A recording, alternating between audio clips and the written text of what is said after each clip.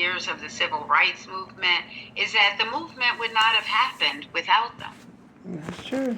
Dr. King could not do what he did without having a Zernona Clayton, a Coretta Scott King, a Mrs. Orange, and we could name them and on.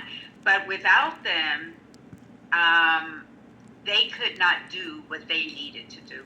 And it was at a time where women's rights were not front and center, at least for Black women.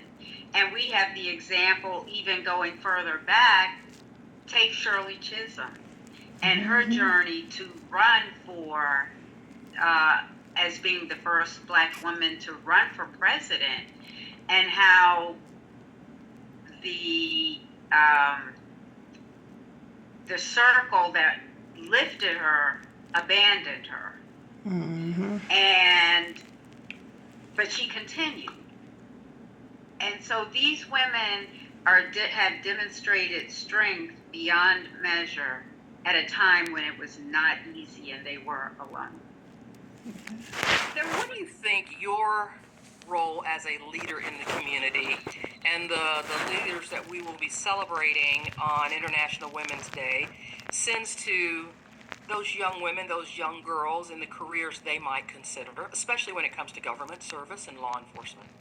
That I'm going into my 5th term, and over the years, I've had the opportunity to use a public position, and I think it's a responsibility of any elected person, when you can, to use the forum to engage, community outreach, bring them in. What do you do?